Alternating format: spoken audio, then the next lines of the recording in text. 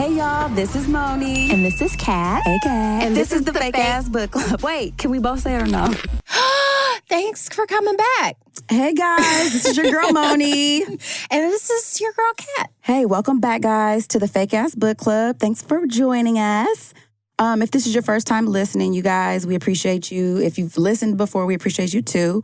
Today we have a really fun book to talk about. Kat, do you want to let them know the name of our book today? That's exactly what I want to do. Okay. Our book title today is You'll Never Believe What Happened to Lacy. Crazy stories about racism. Yay! Yay, everybody's racism favorite. Is so much fun. So I think you have to stay tuned because this episode we're going to talk about racist donuts. We're going to talk about hair touching, microaggressions, and it's all hilarious somehow. Yeah, it is. It's super duper funny. Like it makes it palatable because a lot of it is very relatable content and it can be very triggering, but it's so ridiculous. In dysfunction. It's so dumb. It's real dumb. So you guys have to stick around to hear us talk a little bit more about that. But before we get started, guys, we like to start off each episode with a dedication. So I want to dedicate this episode to N-words. Because he just reached across me to grab these loud-ass fucking crackers in my ears, guys. That was, no, it's all good. It's all good. No, but so we usually like to start off with a dedication. So before we get into the book, I want to start the show off with a quick dedication, just thanking all of our listeners out there. Also, oh my God, I don't know if y'all follow him on Instagram, Quentin Quarantino. He actually ended up raising, I want to say close to $1 million for Planned Parenthood, over $1 million now. Basically in the name of Rush Limbaugh, you know. Yeah. So I just thought that was hilarious, super clever, and then also just really cool because not for nothing, Planned Parenthood, low-key was my only medical, that's the only medical service that I had as a young person with no insurance. So that was literally my first pap smear. Shout out to Planned Parenthood. Shout out to Quentin Quarantino for, raising him. And everybody who donated. If you haven't donated, you guys can check him out on Instagram. Follow him. I donated a little bit for the cause. So, yeah. Any dedications for you, friend? It's so funny that, because I didn't know what you were going to dedicate. Oh. My dedication this week is to one of my favorite writers, former Senator Al Franken. His series of essays, Rush Limbaugh is a Big Fat Idiot, is a classic. I think you've read it. It is a classic. It is, and I love it, and it should be read by everyone, but not before reading Amber Ruffin's book, You'll Never Believe What Happened to Lacy. All right, but also too, because Rush Limbaugh is not a big fat idiot. He was a big fat idiot because he's dead now. Oh my God. And where he can do no more harm. Yeah, so that's good. Because he was wild harmful. Man, he was OD. So, I mean, some good came from that. So, yeah, guys, we are going to go ahead and wrap up the dedication. And so we're going to get lit now. Yay! All right, so this book, You'll Never Believe What Happened to Lacy. I was super excited when you suggested this for one of our books that we could read, this book. So first of all, we're in the Midwest. I want to say, well, let's start with the genre. So this book is an autobiographical kind of series of stories, short stories. Nonfiction. Right. It's nonfiction, all real. All true stories. And too real. Basically, these two sisters, really it's mainly one. So Lacy is Amber Ruffin's older sister. If you guys aren't familiar with Amber Ruffin, isn't she a writer for Seth? She was the first Black female writer on a late night TV show. Right, so shout out to her. Yeah, on Seth Meyers, Late Night with Seth Meyers or whatever, something like that.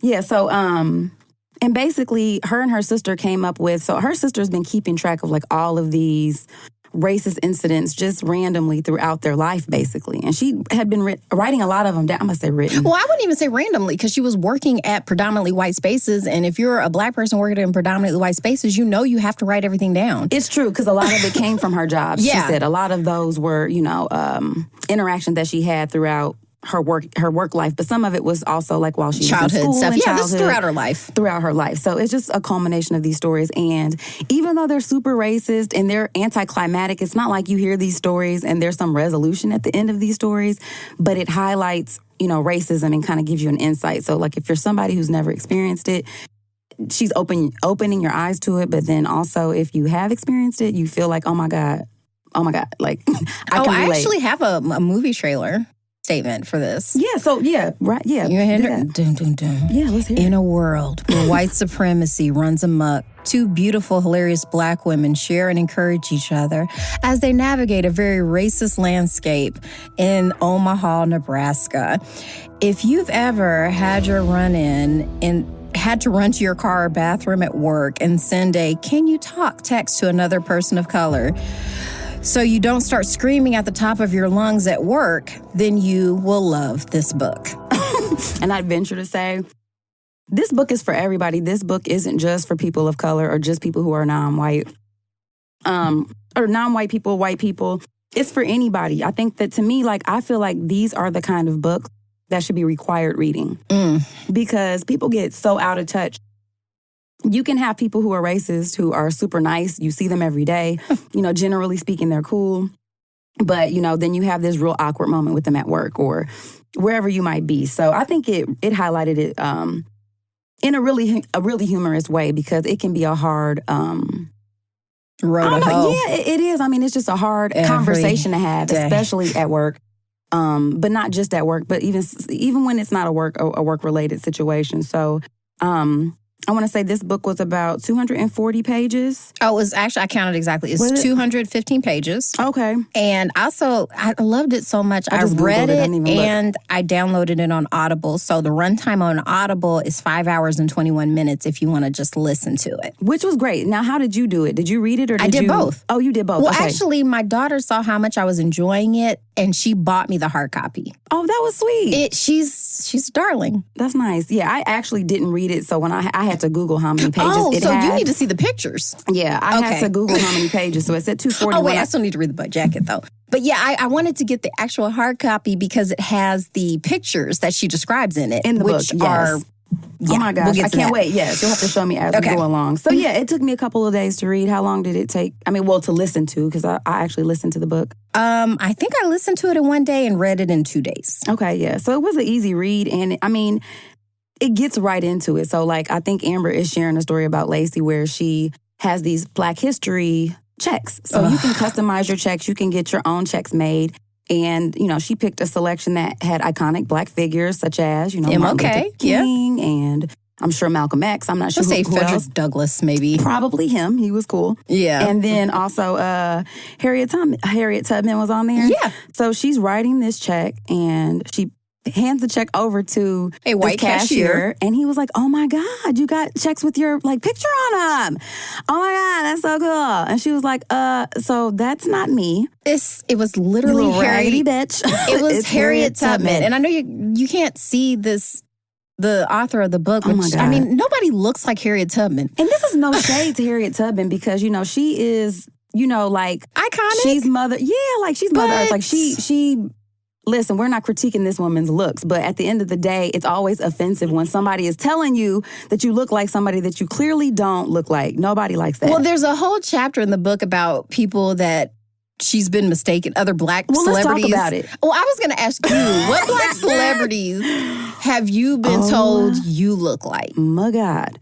So on top of just celebrities, I almost always get, even just last week, I'm walking down the hall. Mind you, I work in a hospital, so we're wearing masks. And I've seen this lady around before, but she was like, we say our generic hellos as we pass each other. And she was like, she's shaking her head kind of like back and forth, like, no. And she was like, I know you from somewhere. No, you don't. From here. You know what I mean? Like, I don't know you from outside of here, but I get that a lot. But as far as celebrities that people have said I look like, oh my God.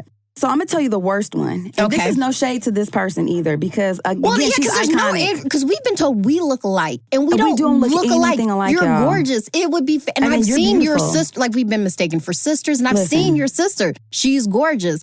I don't look like her. Right. So stop. At all. Just stop. You don't have to say this. But so I used to be a nail tech. And so I was doing... It was an older white lady. And I'm doing her nails. And she wasn't one of my favorite customers, if I can just... In fact, I remember the first time I did her nails, I was like, oh my God, I cannot. She was super picky. I would file one nail. She'd bring her hand up and look at it and be like, oh, you can continue. Like, just some real What do you call it? Man, I was like, oh my God, get this bitch out of here. I cannot. Yeah. Yes. I was like, ugh. So anyway, I'm doing her nails and stuff, and then she stops in the middle and she's like, you know who you look like? I was like, so then I wish there was like an actual drum roll, like that I could just play. And I'm like, oh my God, what you bracing yourself? Yeah, like what is she about to say? She gonna say, Dionne motherfucking Warwick. Damn it. I was like, hold up. So Dionne. Whitney Houston's cousin? Dionne Warwick. I was like, hold up. So Psychic Friends one? Is it the Psychic Friends one from the infomercials, or was it like old school Dionne, like We Are the World, We Are the Future Dionne? I was like, nah, I don't think I look like her though, but you know, thanks.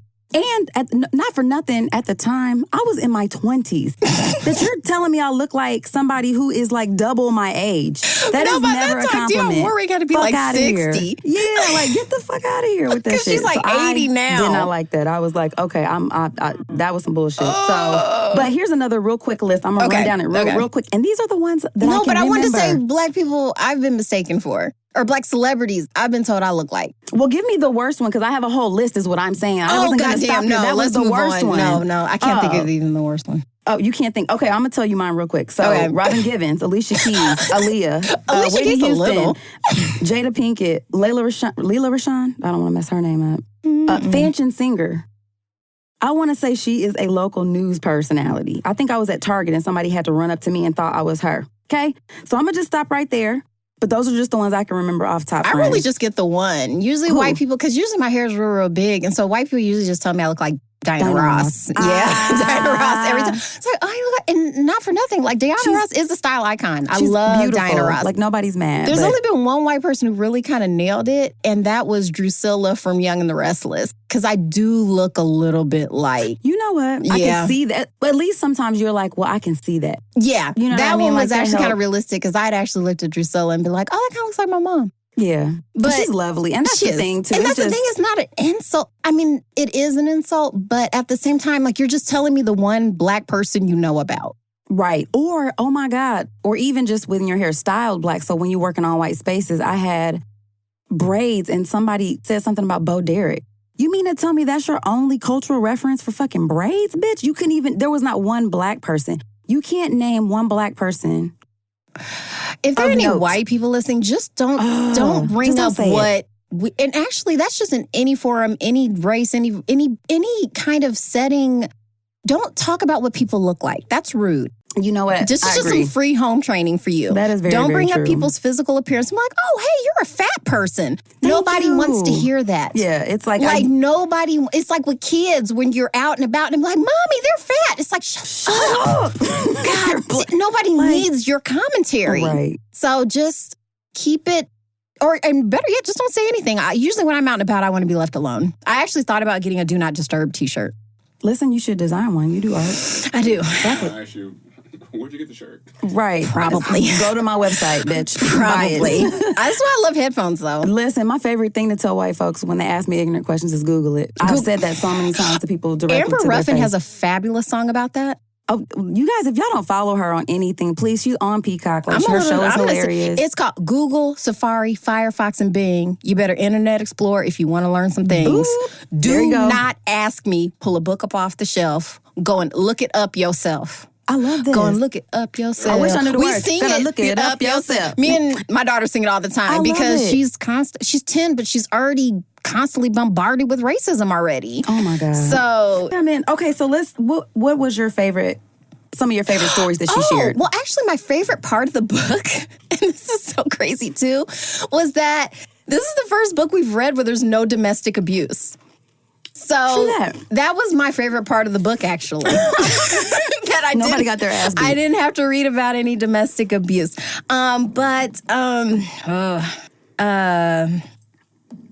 Really because I like everything Amber Ruffin does. I know. It was really good. I want to say listening to her, though, was really fun because, I mean, just for one, her voice is like I don't want to say cartoonish, but she's just super animated. You know what I mean? It's very peppy and upbeat. And she's so sweet. You know, she has a sweet voice or whatever. And she's telling these terrible stories. So like the contrast is nice to hear that kind of upbeat kind of delivery of these really fucked up stories.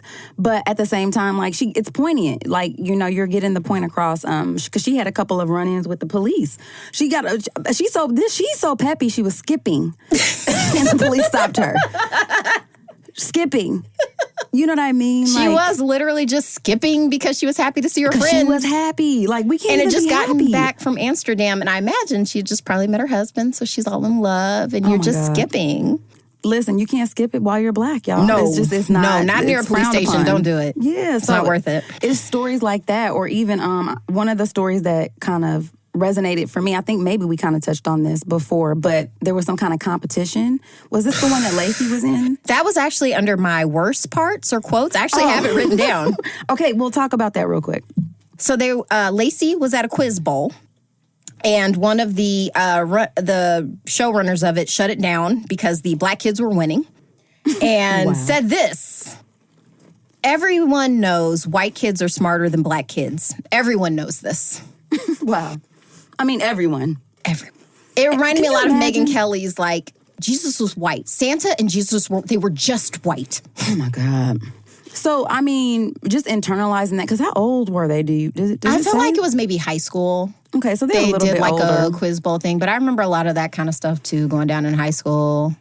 I had a cousin who won a spelling bee at our predominantly white school, and then they told her she didn't win and brought a white girl out. It was just lots of stuff like that. Isn't that sad, though? That, like, I mean, I'm pretty sure if you quiz most black people, especially if they went to a predominantly white school like you and I both did, there was always... Yeah. You know, well, I would like to differentiate. The predominantly white school we went to was heaven compared to the one I came from. Oh, okay. So just for... context. Reference, yeah, like that one was actually, to me, the school we went to was diverse compared to the one I went to before. Right, diverse in right, more diverse, yeah. I wasn't the only black person. So the private school I went to prior to was the same as well. Yeah. That's the one. When you were in Michigan. Yes, when I got called a nigger in the fourth grade, I think, was the first time. And it was my first time being, like, I grew up in Detroit, so it's a super black, the blackest, you know, I mean, to the point where if we saw white people in our neighborhood, it'd be like, they must be lost. The fuck? Because you just don't see, you know, you don't see them in the neighborhood I grew up then. Here, like, there were no white, like, it was such a culture shock because my neighborhood, all black, and then school, all white. Exactly, same. So I was never, ever white or black enough. Because then when I would be in the neighborhood, why are you talking like a white girl? Right, because you're using your vowels, bitch. Why are you such a nigger? Why? Why are you here blacking everything up in our white space? So you're never the right color in any point in time. No, it's really messed up. But what's crazy, so I went to private schools, probably kindergarten through 8th grade, but the first 4 years, it was a predominantly black private school. But when I switched to a different school, that was the first time that I experienced being like the only black person in a scenario. And that shit was crazy. I mean... It's very uncomfortable. It is. And to think, like, you have to prepare your kids for that. Like, I mean, I know I have two, you know, young school-age kids, and at some point, you know, we talk about racism and we... you know, they're aware of it, as aware as you can be at their age. But it's like at some point, yeah, there's going to be conversations about somebody called you out of your name. Somebody called you a nigga, or you, and I don't know if we should have, what do they call it, an alert? Because I don't know if people are offended by saying that word or whatever. Oh, trigger warning. Yeah, for that. I feel like this whole episode is trigger warning. The whole thing, yeah. So, yeah, maybe we'll say that at the beginning, yeah. But it's just sad, though, because it's really sad when you have to put yourself in a place where you have to prepare your kids for how much of a ghetto Earth is. It is. I think Amber even talked in the book about how when she was 18 and she got her first job and her parents were like, are you sure you don't want to get a job on our side of town? She was like, no, I'll be working with my friend. It's like, your friend is white. And she doesn't even understand what racism is. Right. So when it happens, she's not going to be able to help you because she's not going to understand what's going on. Nope. And she was like, oh, you guys. It's like, okay, whatever, 1954 or whatever she said. She was like, y'all don't, it's different now. It's like, nah, ain't nothing's changed but the weather. Like, it's exactly the same. And she did get her feelings hurt, and you learn. And her friend didn't stick up for her. Not at all. Not even a little. Yeah, there was that. So Ashley agreed with the racist white girl. Well, and the thing is you don't fucking want to be right about that when you're talking to your kids about it. I'm only telling you because I know from personal experience. Trying to help you. Like I said, I'm just a crazy woman who lives in their house. You can listen to me or not, but yeah they're getting it now. Your kiddos. I used to. You remember Chris Rock was like, if you got black kids, you should wake them up every morning, punch them, and say, "Good morning, nigga." If not, you're doing them a disservice. But I did used to do that with my son because he's very tall. Everything in my house that's white is sharp and heavy. Sharp, heavy, pointy, hot. It's like, you got to be careful. And whenever he come around a corner, I'd be like, black guy. And it's like, just know that's how people are going to react to you. That is so messed up. It doesn't matter because he is the sweetest guy. Doing racism drills. Yeah, like we did. You know what I mean? Like, we lived in an all-white neighborhood. He wanted to like walk to the, gas station like kids do, a.k.a., like Trayvon Martin, you just want to go get some Skittles and some tea or whatever. And I'd be like, no, like, you have to take a white friend with you. Like, you cannot walk by yourself. Like, basically, like, yeah. And one time he did go by himself and he got called a nigger by some white men in a pickup truck. So it's like, like, I'm trying to tell you, but whatever. Listen, I mean, it's just like anything else you tell your kids, they think you're nuts. Yeah. Until they experience it and then you're like, okay. Just like the stuff I look back now at my parents, it's like, okay, yeah, you're trying. Yeah, they were trying. Like, I get it. That shit it's wild though. So, but this is why I think this book is really good for people who are not black or of color, because I'm sure that this happens in other races too. I mean, I can't speak to. Oh yeah, apparently Asian people are getting wailed on right now. Oh my God, man, this shit. I mean, it just runs. And for a lot of them too, y'all thought y'all were white. Ooh. Well, and see, there's the tricky part, right? There goes the tricky part because you get to matriculate into whiteness in and out of that shit. You can opt in and out of your whiteness. You can, and once again, that's good for you that you can do that. But I can't peel. Well, I mean, people could argue that maybe I could. You know what I mean? Like people are. Well, what? Maybe certain types of white people you might be able to. It's pass always like you're little. Puerto Rican, or it's always you're mixed though. You know what I mean? Like, and like, so you're just black, but it's like you're so pretty. Listen, they be so disappointed. They be like, if I'm like, both my parents are black. It's like, I remember you had a great shirt that just said, "I'm black" in like large impact font. Just in case anybody had any questions about that. Because I was tired of answering it. It's like, people are really interested in it. By the way, white folks, that's not, what difference do it make? I need to know how to treat you. Like, should I be like, dapping you up? Or? You can just be regular. You know what I mean? I'm not hitting you with the Becky voice when I say your dumb ass. Like, just be regular. Like, just be normal. Can I tell the story? Can you tell the story about the one white girl you used to work with? Like, y'all had to actually have because like she was so mad that basically you didn't want to be her like best black friend, and like you guys had to have like, it's when you were working at that spa in Avon. Girl, this has happened. Do you understand how this has happened? I remember this particularly at like when you were working out there, and this girl basically like was having a fit because you didn't want to be her friend, and you had to talk to the boss and like had to have a sit down and everything. She had to leave the meeting and pop a Xanax. And me and my black friend who worked there were rolling because we was like, this bitch up here popping. Like, first of all, I don't remember that being a requirement to work here at the end of the day. Because like, yes, you want to have lunch with you. She's like, but you want to have lunch with me? It's like, bitch, I want to have lunch by myself. Like I don't have to have lunch with you. Yeah, that has actually, not to that degree where we had to like involve management, but yeah, I mean, that happens a lot. And that's the thing too, because I feel like when I consider myself pretty personable. I like people, you know what I mean? But at the same time, don't get it, like, we're not friends though. We work together, and I like to keep that pretty separate. Plus, I didn't really like her like that. I don't want to spend any extra time talking to you. And my lunch is my lunch. Like, I'm not being paid to like you. No. I'm barely being paid enough for this job. Well, and she wasn't. It's not like she wanted to talk to me, though. That's the other part. You want to talk about yourself to me. You want to talk at me. I'm not interested, sis. And I was, you know what I mean? Like, you can have that. Shut her down. You can have that. Yeah, so that... Unfortunately, that has happened. What would you say the relevant themes were of this book? I mean, racism. I put the threads of white supremacy and anti-blackness are woven into the tapestry of everyday life. Yes, that was a really pretty way of saying that. Yeah, it was. You know what I mean? Thank the tapestry of life, y'all. Basically, just every and day. how it hits every area of your life and how you can't escape it. Because there were stories where she would just be at school, or she would be at work, or be at a fashion show, or be at the mall, or be basically any of the places that you could be. Just trying to live. Trying to live. And it was just like, oh, here's some racism for you. It's like, how are you going to react? And to Lacey's credit, bravo. She's behaved way better than I have in these situations, especially to the level, because quite honestly, I haven't had it at the level she has. Once again, technology, now that we have earphones, like the earbuds, headphones, I like to wear the big muff ones so you can tell that I'm not listening to you right now. But people will still try to tap you and be like, pay attention to me now. I need to have a positive interaction with a black person to prove to myself I'm not racist. And it's like, I'm not here for that. Like, I'm here for groceries. Right. I just came to grab, these Q-tips and this paper towel real quick. Like, I don't need to do that. But I mean, and that's the thing too. I think also when you're interacting with people and it's that microaggression thing that happens, it's super awkward because now it's like either you're faced with like, do I actually say something to this person about this? Especially if it's at work. Because I was hearing Lacy specifically speaking to this because Amber says she doesn't run into this as much. She works in New York City. Yeah. She works with comics. She works with writers. These people are a lot more, I'm sure there's racism baked in, but if something happens, she can call it. She feels like I can say it out loud.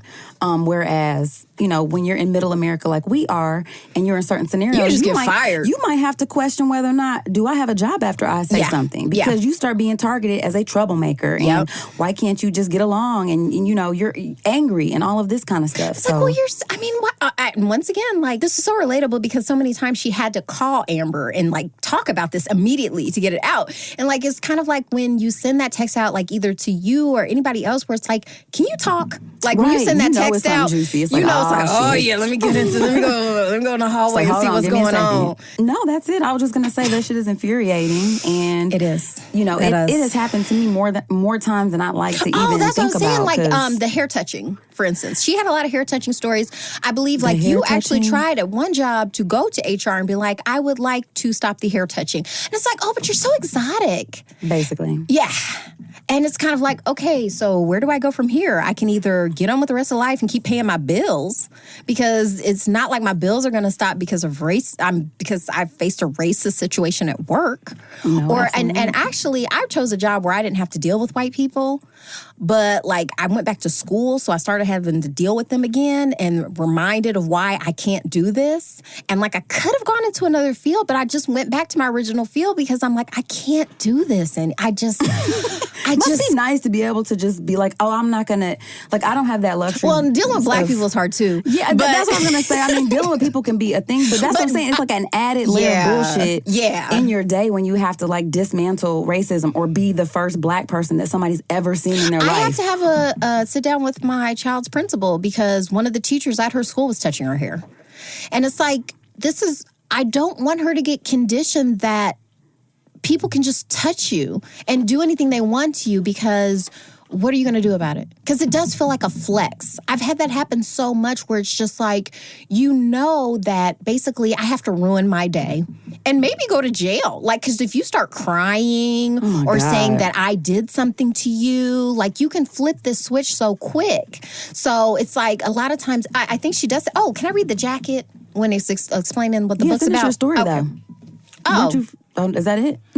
You stopped right in the middle. There's no ending. The shit is just shitty. Okay. And I just was like into the middle of the sentence, and then you're like, yeah, hold on a second, though. Okay, yeah, it's just shitty because you just deal with it and get on with the rest of your life. Yeah. So what I was going to say about the hair touching thing, it's happened in front of you before. So not only at my last job that I had, yes, I had to go to HR. And when I spoke to my direct supervisor, I was told, I was asking her, how would you feel? This happens to me so much that it's a problem now. And she was like, but I mean, my hair is just not that interesting. So that was it, interesting. Yeah, it's just not that interesting. And I had to point to her with my finger kind of like, see?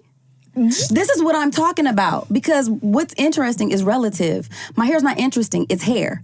And just because you're not used to being around people who have hair like me does not give you the right to feel like you can touch me when you cannot touch me. So now you're going to be getting an email every single time somebody says something to me or tries to touch my hair. I'm emailing you. I had to go to HR, talk to 2 other clueless white people about this. They're looking at me like, You should be flattered. I mean, what's the problem? My thing is, the fuck? where do you put the limits on touching? Yeah. Yeah. Touch the hair, then if my titties are bigger, then you're gonna touch I mean, I always said that too. Well, how would you feel? It's like, could I gently caress your neck? Right. Or like, just it's if you so go up interesting. to like an East Indian person and touch their bindi on their forehead and start scratching at it, ask, so where'd you get that from? Where's that come from? Oh, is that Jewish guy with the little curl, the little... Right. It's like the curly cues. Yeah, did you put some Gorilla Glue on those? How'd you get those to stick? What's that about? It's like it's disrespectful, and it's a breach of just your personal space. It's a flex. And there's and no you know autonomy. you can do it, and there's no repercussions unless I'm willing to lose my life. Like, that's basically kind of where it has to take it, because you're going to all of a sudden break down crying or something, or just like, you're going to be the victim. That's the thing that ends up being frustrating, because I had to do a Matrix move when I walked out to grab like a patient. This white lady who I've seen her in the hospital a bunch. Like, she worked there. We weren't friends, but I knew her. Yeah. Like, she worked at the hospital People for in your years. neighborhood. So she's standing up there talking to the receptionist, and I'm going to grab an order for a patient. And as I'm grabbing this, mind you, this is a whole lobby full of strangers and patients and people waiting to be serviced. And I'm, she's acting like a waiter just came around with some entrees or something. Like my curls or were with on a some platter or appetizers. something. Yeah. It's like, here you go. And she just went to reach for my hair, and I had to, in slow motion, do a Matrix move where I bend my back like, no, thank you. Moni is very bendy. That's what I said. I was like, no, thank you. And then she's all shocked and hurt. She's clutching her pearls now. And I'm like, hold on. But then what was crazy, every time I saw her after that, she was like, oh, I'm sorry, you didn't want me to touch your hair? No, I didn't. If you didn't know how I contorted my back backwards real quick, which, by the way, I didn't even get to stretch for, and I'm too old to be doing this shit. You know what I mean? Like, it's rude. No, I don't want you touching my hair. But every time I saw her after that, it was like she didn't want to make eye contact. And so now it's super, you know what I mean? Like, awkward. You're making it weird. Like I did something to you. Like, I get to let you know when you've crossed a boundary that's not okay. Yeah. So, but that's the part that ends up being super frustrating, because it's like, man, listen here. I don't have time for this shit. Like, this is not, and it's funny how you get categorized as like the angry black person. And what people don't understand is that this is cumulative. I have been having these microaggressions and all of these small little offenses happening over time. I don't even like the term microaggression. That's just aggressive. Whatever the hell you want to term it. Yeah. Whatever that is, however you want to name that, when that is cumulative, and meaning that adds up over time, you might catch somebody on the wrong day. So you might catch the moment who not wants today, to not explain. the one. Listen, niggas got me fucked up. Shout out to Amanda Seals for that gem. I mean, not today, not the one. Fucked all the way up, man. Like, please don't. Don't put me in a position to where now I have to check you about how ignorant you are. So once again, it's been said a million times, no, you can't touch my hair. And don't ask. Like, I don't let... Like, it's such an intimate thing. Like, if you're friends, you know what I mean? Even my friends, though. Like, even, let's say, for instance... because pregnant women have this boundary crossed a lot, where people are like, "Oh my gosh, no, like, this is my body." I hated that. I did not enjoy enjoy black it. and pregnant was not fun. I was like, "Oh my god." I wanted to kill everybody. On top of just not being very, I wasn't very... Toward the end, it's like, I don't know how to be friendly anymore. I got to get out of here because I'm going to go off. Just the fact that it still needs to be said over and over again, no, you cannot touch my hair. Solange had a whole song I get about it. It's a symphony of texture. Symphony. What is that song? Tempted to touch? Tempted to touch? I don't know that one. Oh, I want to hold you so much. That was beautiful. Girl, I'm so tempted to touch. He should just play. No, that's copyright Tempted to touch. Tempted to touch. No. I don't remember that, but I liked it. You know how I feel when you start singing. It's my favorite. I know. It's my fave. I know. Okay, so I said it already, and I'll say it again. Don't touch. And definitely don't touch my daughter. That's when I'm ready. Oh, hey. Hey, I like how you came through with that. Who is this? Tonight. I can't hear this. I know. Who is this? I don't care. He's playing it in our ears. That's not really fair, I thought. Okay, I hear it now. Tempted to touch. Who is this singing? I don't know. I used to hear the clubhouse, huh? RUPEE. Oh, see, I need to get up on my. Once again, they play this in genres. the club all the time. Because you're always in the club. Bitch, who are you? Who the hell you been? You ain't even invite me. See, this is why, you know what? I mean, they used to. I don't play it anymore. This is old as hell. Oh, okay, well, shit. I was about to be offended. It's not a new song. It's new to me. All right. No, this is not like, what they play in the club now. I don't know what they play in the club now, but yes, when we would be out in the club, they would play this. Okay. And then maybe Gasolina, I don't know. Not Gasolina. Where the hell was we at when they were playing? We would probably be at Subterra. Or some shit. No, Subterra. And maybe in Cancun. In all fairness, I was really drunk, so you know what I mean? Like, and I was completely sober, so there we go. Lies. All right. Moving on. No. Moving on. I know. So, I mean, I honestly feel like this particular topic, we could be here all day talking about because there's so many racist stories. So, I mean, what else do you have that you definitely want to share about the book in general? Well, or were there any other stories you wanted to touch on? JCPenney was kind of a good one. That was a good one. Oh, my God. So, that's an experience I don't have. Same. I never have. So I've never been, at least to my, but you know me, I'm kind of oblivious. Like, and maybe that is kind of like, you know how, well, maybe you don't know. There's a lot of stuff I don't know. In like the X-Men, like Wolverine, like part of his healing power was... he lost his memory. Yes. Like that was a coping mechanism. Like this is too traumatic. Part of your healing factor is you don't even remember this. So I don't know how much of that, because a lot of stuff I just don't remember.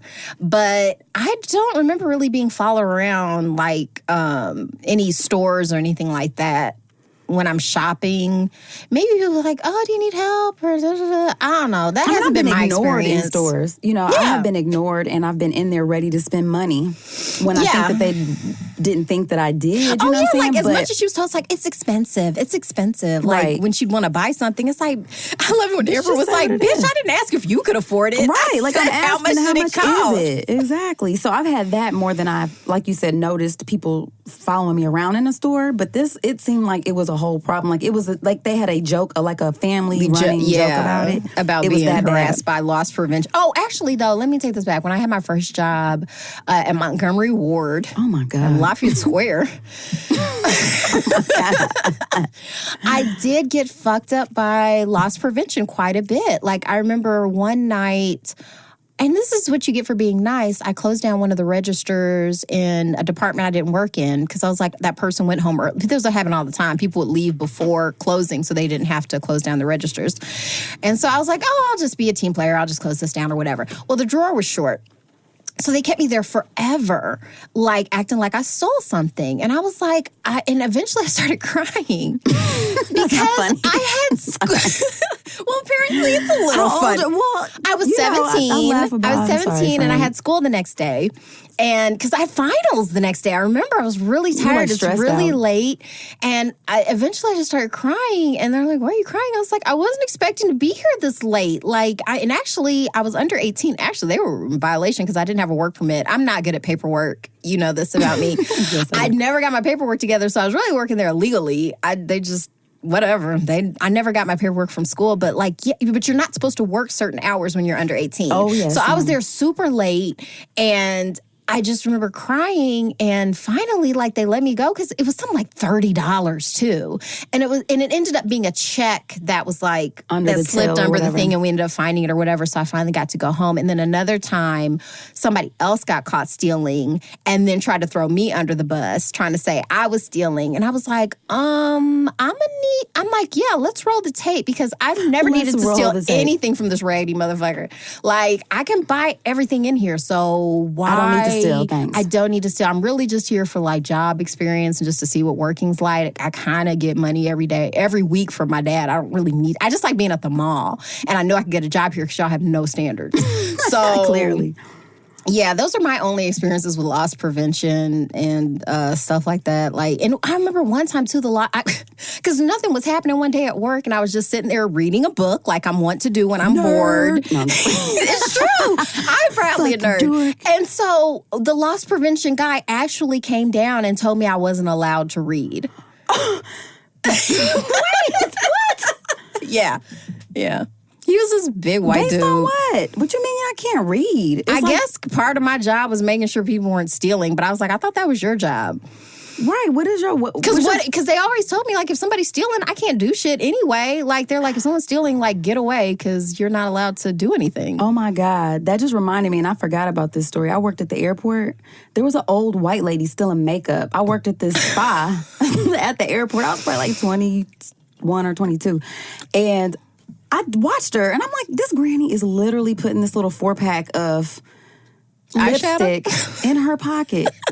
She had to be in her 60s or something. Okay. Because I'd already asked her, did she need help? And it was like pretty early in the morning because I used to open up the store. And nobody wanted to be there like early. 6 a.m. Bitch, I was like 21. I had to be there at like 5:45, 5:40 to open it at 6 o'clock every day. Anyhow, so she's in there browsing and stuff. And then as she walked away and stuff, I was like, she just stole this thing. So I went over there to her. Because she went, maybe there was I forget what the store was across the way, but I saw a police officer and I was like, hey, that lady just stole some lipstick or whatever from our store or whatever. And I followed her over there and there she is. I'm like pointing at her and stuff. Because I'm thinking like nobody thinks that this old white ass granny's in here stealing lipstick. But I just wanted her to feel like this is, people like that look like us get targeted all of the time. You know what I mean? For stealing or whatever. My husband's been pulled over for looking suspicious. Doing nothing. How many times? Doing nothing. I'm like, babe, why did you get pulled over? Looking suspicious. Okay, were you speeding? Like they even held him downtown one time. He was leaving a bar. This night he didn't drink there or anything. I think maybe he met somebody up there. Didn't. He said as soon as I pulled out, this police officer pulled me over. Had to do the breathalyzer test, the whole thing. Nothing. Still made him go downtown. Held him down there for hours.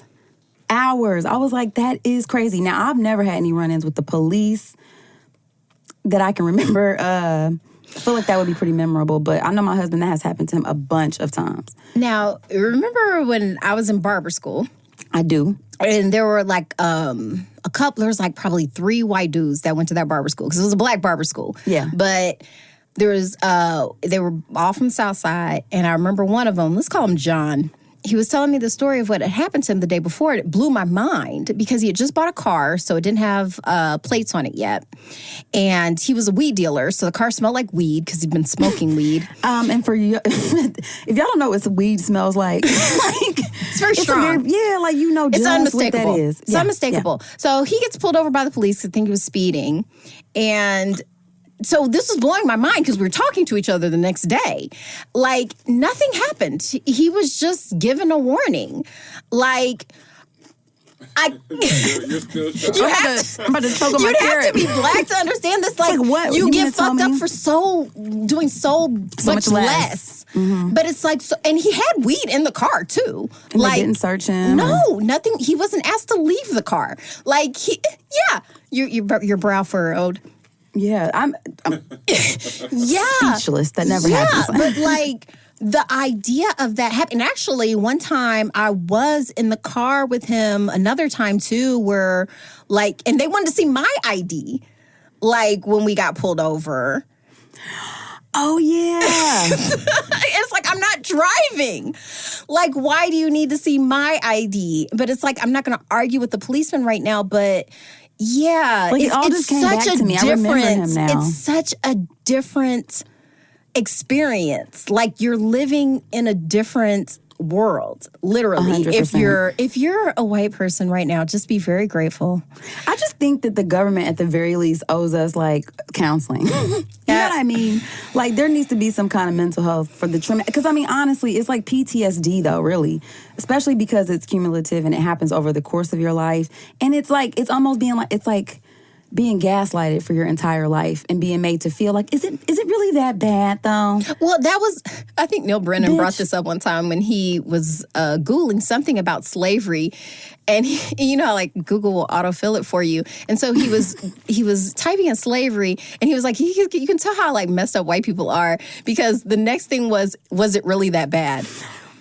See, but look, can I just make this commentary? Yes, you can. Is that the reason why white people can do that is because the way they teach about our history here. Like if we were in Germany, for instance, or South Africa, even colonial like Britain, like they talk about what happened and how fucked up it was at the very least. You know they'll what I'm saying? teach it, and it's written down and it's recorded. Like we're the only group of people who had these atrocities happen, and there's no real like actual. You know what I mean? No, like, we don't address it. Yeah, so it's like we can't really point to this text where it's like, actually, this past week, I've really considered suing my past school for that. Because I was taught that the Civil War was over states' rights. I was very much taught that. I only know that's not true because I'm a voracious reader and I know the real history of it. Right. I also wasn't taught science. They completely refused to teach evolution. And my parents spent a lot of money on this school. Like, it was very expensive. And people keep saying, well, it's a private school. But I was like, well, does that mean there's no standards? Because they get to pick the standards. I think that's the point. But if it's accredited... I mean, but who's accrediting it? You know what I'm saying? Like, exactly. So our states aren't super fucking racist? Like, that's true, too. But that's the thing. It's like, so if you're going to charge money for a service, because at the end of the day, it's commerce, right? Like, so at the end of the day, let's say, for instance, I was going to sell you some wine. I like wine. I do, too. And it's like, but it's not actually wine. I just sold you some water. You got it, but you have to be careful about what you signed. I didn't sign anything. I was a child. But if the parents sign and say... They do? If the parents sign and say, this is the curriculum and this is what it is, this. But me as the child, because I'm the one receiving it, right? Because my parents don't know what's really being taught, right? Because they got educations. Like, that's crazy. I got a worse science education than my parents. That is kind of nuts. I'm trying to think, did I learn about evolution in grade school? I didn't learn evolution until high school. Like when I went to a different school, like a totally different school. So if I'd stayed in that school, I would never have learned it because they still don't teach it. I have a client who goes there now. They don't teach it now? No, they don't. They refuse to teach it now, and so it's kind of like just in our state or just in general. I don't know. I only live here, but like it's systemic because touche. Sometimes the answer is I don't know. Yeah, but. It's systemic because right now we're dealing with a pandemic and we have a very large population of people who don't understand how evolution works. Because you can spread a lot of rumors about how this virus is evolving because people don't understand evolution. That's so true. You can just tell. That even happens on a microscopic level because it's science. But if you don't believe in science, then you're not going to be. But even how the fucking immune system works. Yeah. Just that. Because I remember... Because that's evolution. It's evolved along with everything else. Right. So if you have a shit ton of people who don't understand that the basics and the digestive system, and they're like, oh yeah, this affects people with pre-existing health conditions. Pre-existing health conditions, but all the pre-existing health conditions come from eating bad or shitty food. Or also how we were treated when we were brought over here. It's not a coincidence that black people tend to have hypertension. Like the Africans who survived were the ones who could retain salt because you were constantly vomiting and diarrheaing because you don't have nutrition. You're being stored next to people. You're constantly inhaling their microbiome. So the only people who are surviving, like it's a selection. The only people who survived were people who could retain salt. So now we're a population who retains a lot of salt. Yeah, like it's not a coincidence that black people tend to have hypertension. So once again, like if you're not taught these things, you can tell people whatever. You can lie to them. And we can stay in these situations where it's just like, oh yeah, black people are just worse. It's like, okay, cool. In general, yeah. Everything. And about you can them. just keep telling those lies, but it's like, no, there's a reason why. Let's say, for instance, COVID is affecting us more. It's not just an accident of nature. Like, it's very much a condition of it. Cheetos and shit. Why is it so hard to just not... When you go to your corner store, why the fuck you getting them hot Cheetos? Bitch, you know you got diabetes. Then you're not even being taught. Like, maybe just be real cautious about the processed foods you eat because they're literally, like, manufactured to be addictive. 100%. I mean, and of course, I'm joking when I say that because, I mean, yes, people need to make better choices, but sometimes people don't have, like, if you live somewhere where there's a food desert, that might not be an option for you. Oh, man. Because let's talk about those nasty-ass double A's that used to be around the city here. But they're not even there and they smell like I'm sorry. ass. Hold up. I still call them 7-Eleven. Okay, because that's what whatever they called when I was coming up. Okay, 7-Eleven. 7-Eleven. Whatever you want to refer to them as. Was there anything fresh in there? Let's just talk about that. Was there anything fresh? There was always a smell. Yeah, there was always a smell. The meat was rotten. The meat was rancid. There was always a smell in there. There was grape drink and an array of chips. You can get all greens. That was there. What kind of chips? Hot chips. Lips like a Grippo. Oh, okay, I missed it. I like it. An array. There would be Grippos everywhere. And which I like chips, but damn, No. that's all I got. Which come first? Am I putting it in the store because you like it, or am I putting it in the store? I'm like, if there was only vegetables in that bitch, guess what I would be eating? Vegetable chips. That's Do you know what I'm saying? Like, if that was my only option, I'm gonna. But it's eat not that. even there now. And so. then once you start doing that, now it's a habit. And like she says, like that stuff is addictive. You start eating. When I tell you I'm addicted to cheese, y'all, I can't even stop now. You know. So, but guess what? I would So have to stop salty. doing eating cheese if it didn't get sold in a store. That's you true. know, it's so basically you're gonna eat what's around, and you're gonna learn. What the fuck you talking about? Well, listen, I'm saying like Yeah. food But deserty.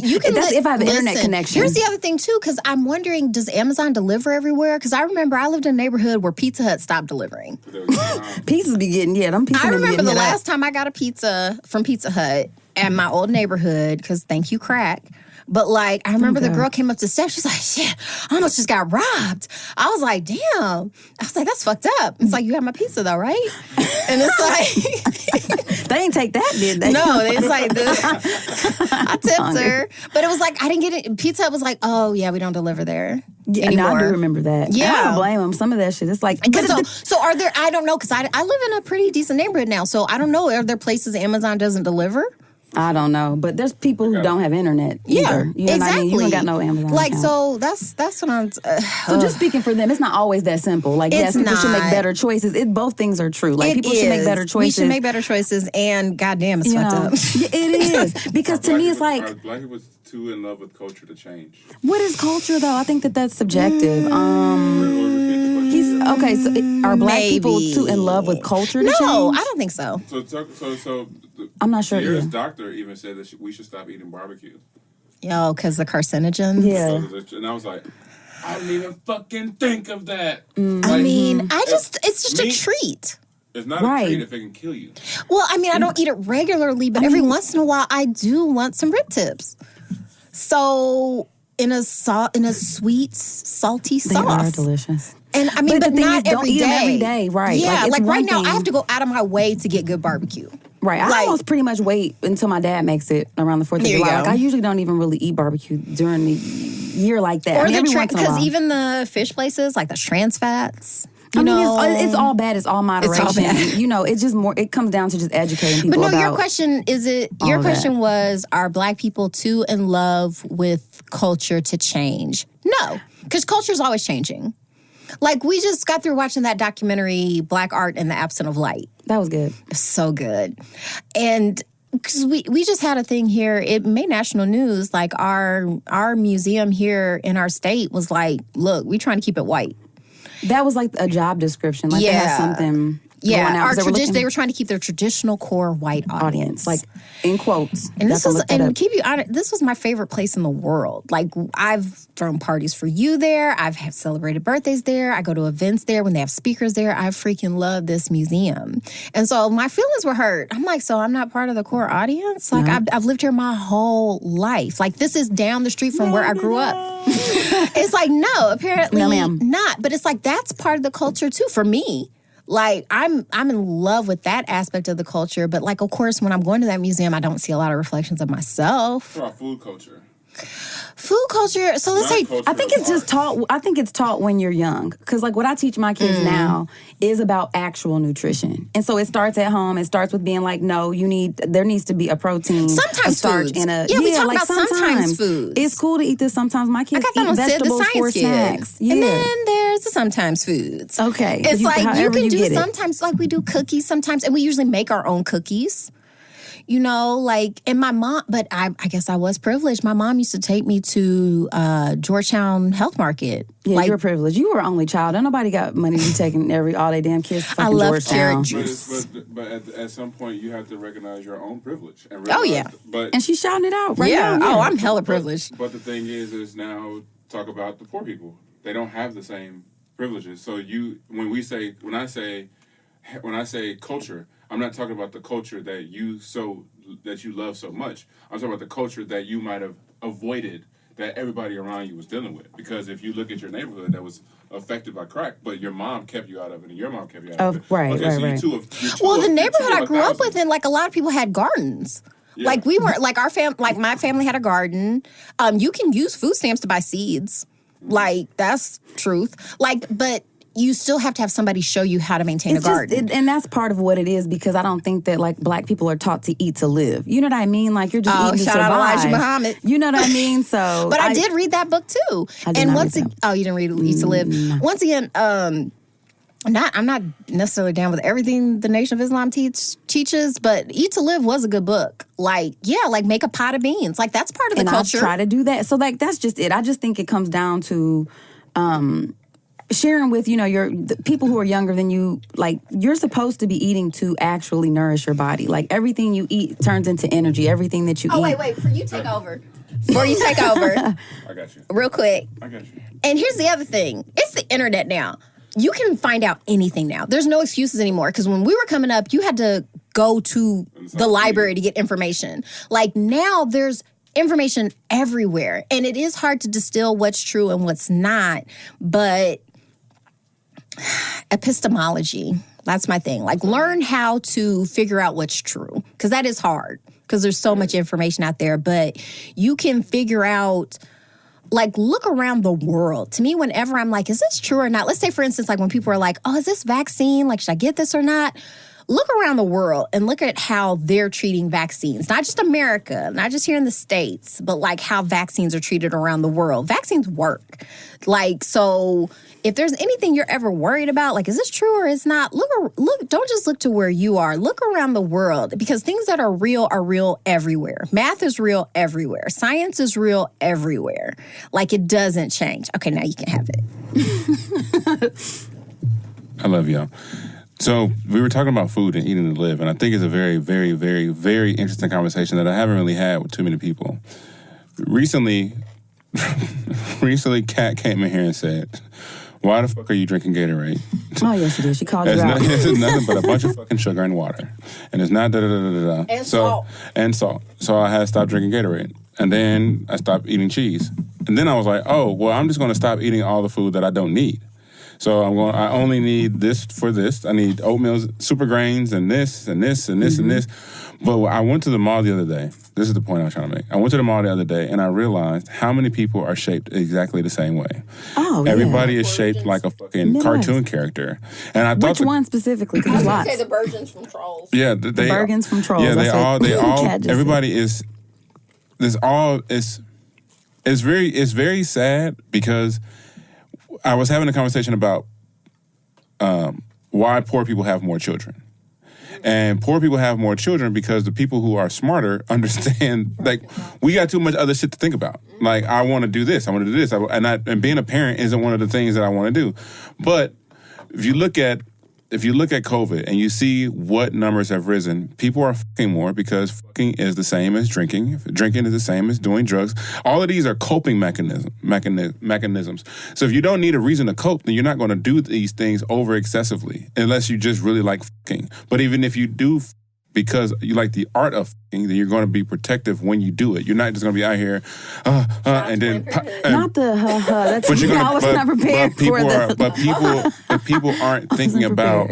People aren't thinking about sex that way. That's why it's so easy. And granted, I write an erotic podcast for a living, but we don't ever look at food like something that people can be addicted to. Sex. Oh God, yeah, they can. But it's when the world shuts down and they only allow you to eat and drink and. Hey, that's all there is to do. But that's not the only thing. That's a lot of people. Read a book, bitch. Read a goddamn book. Learn about some nutrition. And I mean, that's not a... Yeah, like you can't... And listen, not to say there's a, That's not a dig on, like, so I do feel like there's a whole bunch of poor people who don't even know how their bodies work. I will say that too, especially like... Oh, man, you know what I'm saying? So it's not always that you just are, so I want to make that disclaimer but even if you tell it is, they don't want to accept it. That's another thing. And being ignorant, though, like people not wanting to accept stuff comes from, and it is a choice. But a lot of time it's like picking from a shit sandwich and a nice warm glass of pee. Like, I mean, the choices that you have in front of you usually aren't all that awesome. It's not. So you're picking the lesser of two evils or whatever. But I just think that, healthy eating honestly has to be the reason why even though I don't eat super duper healthy. I think you have very good habits. Did you cook? How many of your meals would you say you cook at home?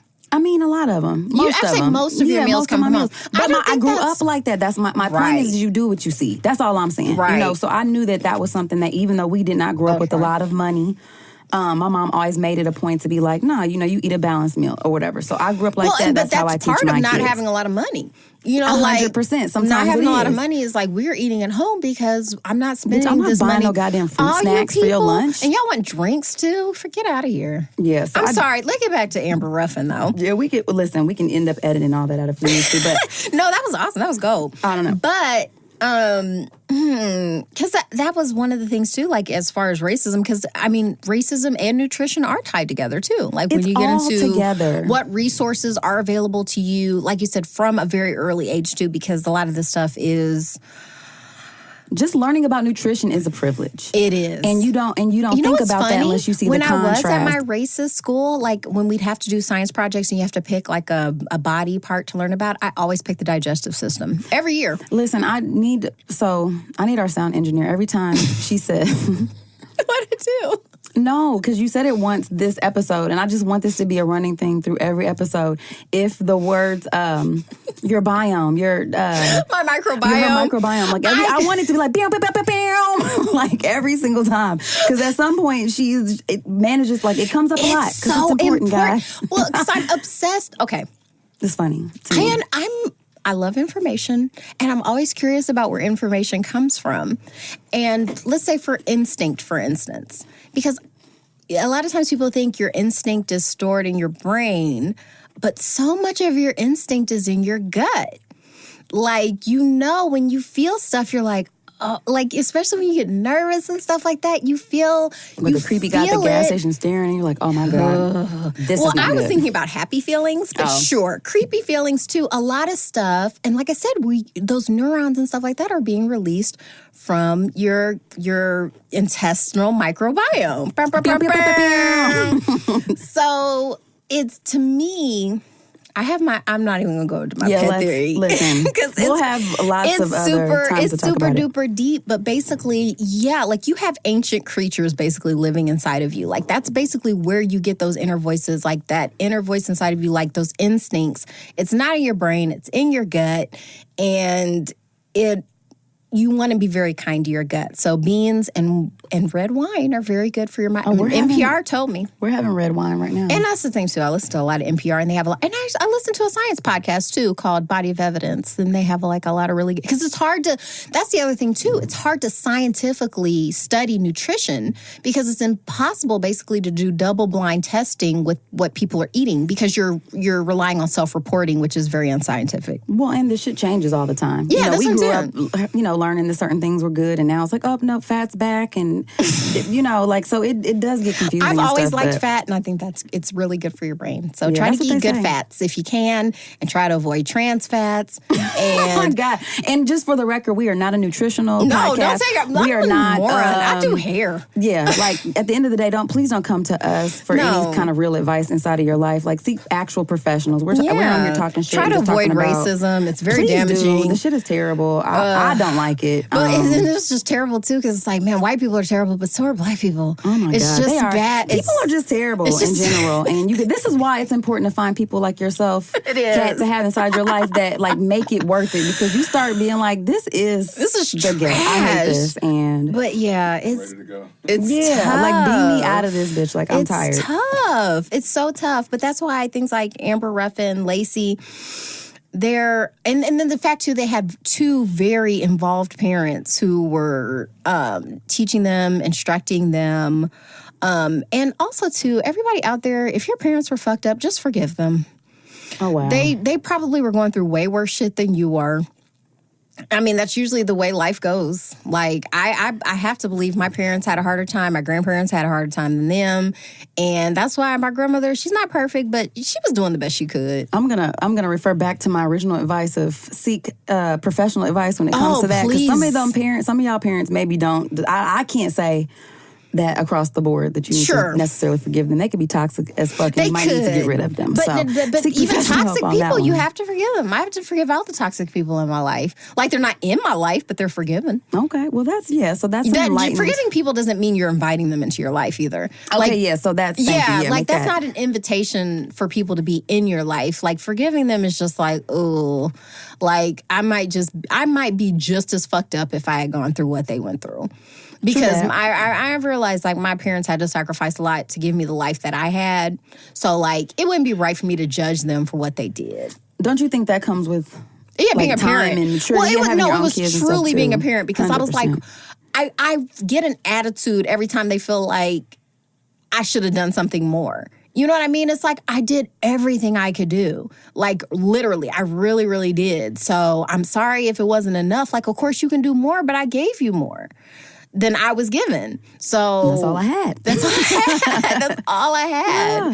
So it's like... Hey, this turned into a whole counseling session. It did. It's beautiful. It did. We got to get out of here, guys. We got to get the hell out of here. We're hour 10? Okay. Yeah. Oh, wait. We got to do the last page because I'm only on the first page of the outline. What was the last thing? So I was going to do a rating system. Okay, so we were trying to come up with things we could use as a rating system. I was going to use the personal pizzas from the Book It program. Oh, my God. The fact that you took it back to Book It, though, which I did win and got to go to the pizza party. Yes, which was nice. So I would give this 5 personal pizzas from the Book It program. I can't stand you for saying that. I would get so happy when it was finally Friday and my mom would take me to pizza. So much. We're going back to Pizza Hut. Pizza Hut was a really important part of my life because I could only have it on Fridays. That was the thing, too. My mom would let me have either McDonald's or Pizza Hut on Fridays. Every other day of the week, we had to eat home-cooked food. Yeah, but Friday, we could either go to Olive Garden. We could go... Listen. I don't know. That wasn't happening where I was at. My mama was not offering up... I didn't have Olive Garden. No, damn. I was 30. Oh, I think I was 9. I just had it last year. I think I was 9. Like, we would have, like, we could either go to Olive Garden. We could go to the Golden Phoenix, which was the Chinese restaurant. Oh, I'm like, what is that? What was it? Right. It sounded like, that sounded like... We go to Red Lobster. We go to Cheddar's. Or... Not Cheddar's. Yeah. Cheddar's burned down, man. A piece of Cheddar's. And... or Pizza Hut, because I'm a kid. I would usually want... Pizza Hut back in the day was actually really good. So good. I don't know what happened. McDonald's. And actually, my mom kind of stopped taking me to McDonald's because it was making me vomit. Like, it was so toxic. Like, because I was used to eating good food, so my body would reject it. Like, did you ever watch Super? You still wanted to go back? Yeah, so good. Of course, I saw Super Size Me. Yeah, remember when he started eating and he was throwing up because he had been on, like, a vegetarian diet? Like, his body was rejecting it because it's basically... not really I'm not food. even getting ready to go into McDonald's, but yes. But I wanted the toy. Like, that's the whole thing. It's marketing. I wanted the toy, and all that good stuff. So, yeah, but Pizza Hut was very important to me, listeners. Oh, my God. And so it would get me to read. I do all that reading to get my personal pizza and get my reward. And actually, they did that at my school, too. Like, different... Like, if we reached some kind of academic whatever, we'd get a personal pizza from Pizza Hut. That was fun. It was. I remember so that. I would give this book 5 personal pizzas. That's hilarious. Yeah. I mean, I really like the book. I think that it's, like I said, I think it needs to be required reading. I think everybody, if you've ever met anybody racist, if you've ever worked in a racist environment, if you're racist, you should read this book because it is definitely... It's like it's like the spoonful of sugar to help the medicine go down. It's on some Mary Poppins shit because it's still really terrible, palatable. But it's palatable. It's entertaining. Oh, you know what? I have one criticism for the book because I feel like we've been gushing over it. I don't like the way the pictures were printed out. I don't think that they use the highest quality of pictures for the book. I didn't even see. Let me see this. Yeah. Oh, wait. There's a great picture of DeBarge. Sheila. Who drew this? Lacey. Lacey was, and that made me relate to her a lot too because she loved art. Oh, they're so cute. Look at this picture of them in the back. Yeah, little. Yeah, that was when they were in a gospel singing group. Oh my gosh! Wait, why is there a chapter called White Church? White's the worst. Oh my God, white church is pretty bad, man. I Black got church so is much super long and terrible, but it is. But at least the music's good. Yeah, that's true. White church, they feed you at the end. They too. do. White church tends to be very, very racist, unfortunately. It does. Oh my gosh, Lacey, they're so beautiful too. Naturally. Oh, can I talk about my racist internship really quick? Okay, yeah, hold on. Let's take a break, though. Okay, so overall, cool. we like this book. Oh, please, I loved it. I would go so far to say that I loved it. Yeah, I definitely loved the book, too. I thought it was really good. Everybody needs to read this book if you get a chance to. Like I said, I did the audiobook version, which was super cool. So, like, if you don't have time to actually sit and read books, you guys, audiobooks is a really good way to go. You can listen in your car. While you're doing chores. Listen while you're grocery shopping and trying to ignore while I'm at work, when I'm doing my people. job, I listen to them. Yeah, if I have downtime at my job, too, sometimes I can as well. So, yeah, check her out, you guys. Amber Ruffin and her sister, Lacey Lamar. They did a really great job. Man, I feel like we went on a bunch of tangents, you guys. Deeper than the left side of the piano. Yeah, man. I feel like racism is always one of those subjects that, you could go on and on about it. So, but you know anyway. what? I don't like the term race. That's like a vestige of eugenics because race hasn't always existed. There's been populations, but it's kind of a vestige of like trying to establish white supremacy. Like they came up with the idea of race so that white could be the top race, but there's really no such thing as race. Like, because there's very light-skinned Black people, there's very dark-skinned Black people, like there's very dark Asians, there's very light Asians. In every population, if there's any kind of diversity, you're going to have very light and very dark people. Like, the idea of whiteness is just basically having the right set of, like, recessive characteristics so that you don't get any dark people. Okay, yes, and I agree with that. I'll just say anti-Blackness and white supremacy is exhausting. Thank you, yes. So the idea that somehow white skin, straight hair. Oh wait, where's my little thing where I said? I mean, it's exhausting. Oh, because I put like who would like this book, and I said everyone should read this book. I don't know who would like this book, but every person of color in predominantly white spaces would like this book. And people who think that Jesus was a pale, blue-eyed clone of Cesare Borgia would not. Not Cesare Borgia was he a pope from like forever ago? There were some. So he was. Because I feel like you can't make that reference and not explain it. He was actually the son of one of the popes. Okay. Because back in the day, the popes they had kids. They've always had kids. Listen, that was the whole point of them. The vow of celibacy is basically so their kids couldn't try to claim any of the money that the church was making. Racism goes deep, y'all. It's super very historical. Deep. We're calling it racism just for the,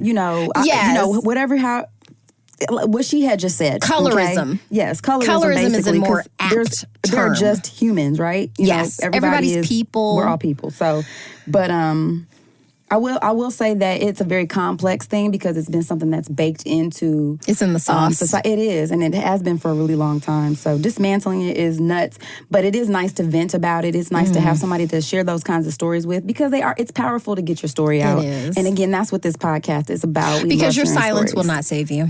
No. And I mean, sometimes speaking your truth won't either, but you still feel better. So, you will. You know what I mean? And I love that Amber says that in the book because I believe Lacy said that. Like, if you don't say the bad stuff that has happened to you is bad, it's just sort of like a free radical in your body where it's just kind of free flow in your mind where it's just floating there unassigned. And if you don't know, if you're not onto like nutrition and stuff like that, free radicals from food will give you cancer. Yeah, they do. That's what causes cancer a lot of times. So the idea that when bad stuff happens to you, there's nothing wrong with talking about it, saying that it's bad, and dealing with it because and how you deal with it, there's no wrong way to deal with it. If you want to confront it, you can confront it.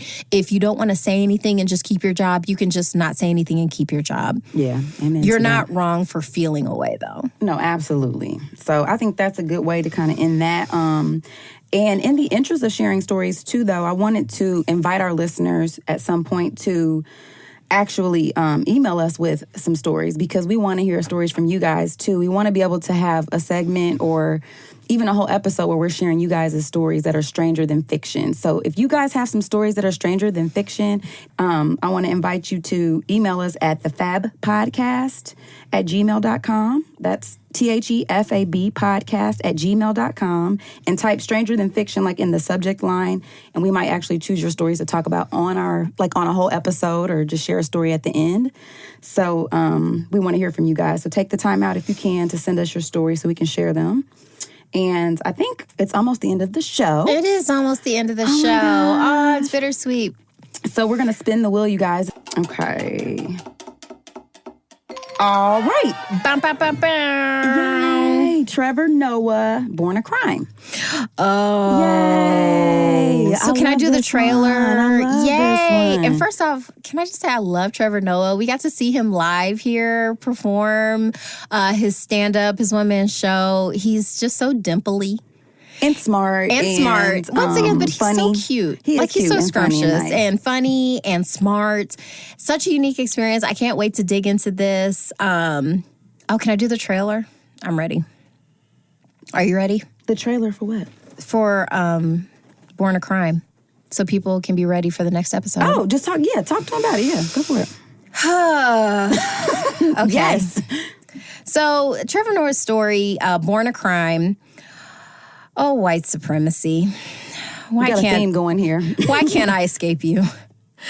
This is the autobiography of the Daily Show host Trevor Noah, a half Swiss and half South African man. At the time of his birth, interracial relations was illegal. And his autobiography details his journey through the townships of South Africa. Where's Soweto? I want to say Soweto. And then his journey to the U.S. And unfortunately, there will be domestic violence in this story, I'm afraid. I know he's like, I watched a documentary he did, You Laugh, But It's True, on Netflix. It was fantastic. Did you ever watch it? I don't think I did. Actually, it will make you appreciate white racists in America. South African racists are so much worse. Well, and what's funny, so I've actually read this book before, but it's been a while, so I can't wait to revisit it. And because I remember laughing out loud with this book, so I remember having some. Good writer. Yeah, he was really good, and I actually listened to it on an audiobook. So it was nice to have him. I felt like he was reading me his life story, and his voice is so nice too. So yeah, I like the way he speaks Xhosa, and a lot of times he'll speak a lot of it in his native tongue, and it's very charming. It's very beautiful. And also, this will be one of the first books we're reading by a man. We've been mostly reading female books, and I don't apologize for that. No. But I love all types of views, and his is very unique. Yeah, definitely. So I'm excited to talk about that book. That one's going to be a good one, too. So it's going to be a lot of fun. Join us. Come back. Yep, definitely. Come back. All right, guys. So we're going to end the show here. Thank you for joining us. Thank you. I know you're busy. Thank you for taking time out. I know. We needed this. Hopefully this helped you guys out. Maybe you had fun. Maybe you didn't. I don't know. But we want to thank you guys for listening. You guys can check us out at www.thefabpodcast.com. You guys can subscribe, rate, review our podcast because we want to hear from you. So until next time, holla, holla, holla. Oh, thank you. Bye. Before we go, we must give thanks to our sound engineer, Eric Dizzy from Dorian Keith Media, to Urban Nerd for providing our music. Buzz Viral Marketing runs our social media, and legal services were handled by Trezanae M. Atkins. If you like what you heard, please feel free to join us every Wednesday for another fake-ass book club. Cheers. Thank you guys for listening. You can check us out at thefabpodcast.com. Please subscribe, rate, and review our podcast wherever you're listening right now. We want to hear from you. Come put it in our life. Thanks again, and until next time, peace, love, and the Fake Ass Book Club. We out. We out.